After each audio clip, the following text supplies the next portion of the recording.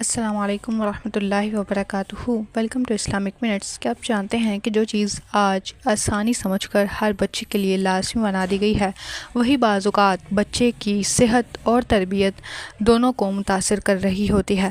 آج ہم ڈائپرز یعنی پیمپرز کی بات کریں گے۔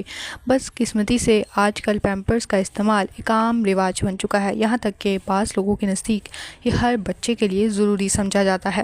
لیکن اس کے پیچھے صرف سہولت نہیں بلکہ ایک بڑی تشہیری انڈسٹری بھی ہے جس نے اسے بہت عام بنا دیا ہے۔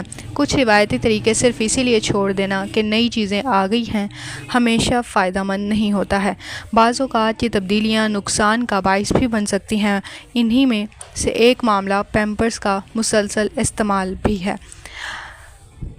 پیمپرز عموماً ایئر ٹائٹ ہوتے ہیں، یعنی ان کے اندر ہوا کا گزر نہیں ہوتا ہے۔ اس وجہ سے بچے کی جلد پر نمی اور گرمی جمع ہو سکتی ہے، جس سے کئی بار جلد کے مسائل یا ریشز پیدا ہو جاتے ہیں۔ یہ ایک عام مشاہدہ ہے کہ بچوں میں جہاں پیمپرز مسلسل استعمال ہوتا ہے وہاں جلدی حساسیت اور خارش زیادہ دیکھی جاتی ہے۔ اس کے علاوہ مسلسل پیمپرز کے استعمال سے متعلقہ جگہ کا درجہ حرارت بھی بڑھ جاتا ہے، اور یہ بات سمجھنا ضروری ہے کہ جسم کا زیادہ درجہ حرارت خصوصاً لڑکوں کے جنسی اعضاء کی صحت کے لیے نقصان دہ ہو سکتا ہے۔ پیمپرز کا ایک اور اہم نقصان یہ ہے کہ یہ بچے کی تربیتی عمل کو متاثر کرتے ہیں۔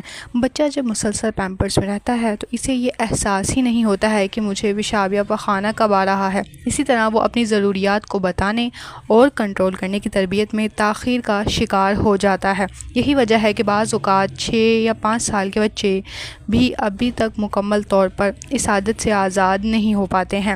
لہذا ضروری ہے کہ پیمپر کا استعمال صرف انتہائی مجبوری میں کیا جائے، جیسے سفر یا خاص حالات میں۔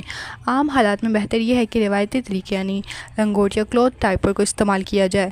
لنگوٹ دھویا جا سکتا ہے، زیادہ ہوادار ہوتا ہے، جلد کے لیے نرم اور کم نقصان دہ ہوتا ہے، اور سب سے اہم بات اس کے استعمال سے بچہ جلدی اپنی صفائی اور جسمانی ضروریت کی تربیت حاصل کر لیتا ہے۔ اسلام ہمیں اعتدال، صفائی اور سادگی کی تعلیم دیتا ہے۔ نبی صلی اللہ علیہ وسلم نے صفائی کو ایمان کا حصہ قرار دیا، فرمایا صفائی نصف ایمان ہے۔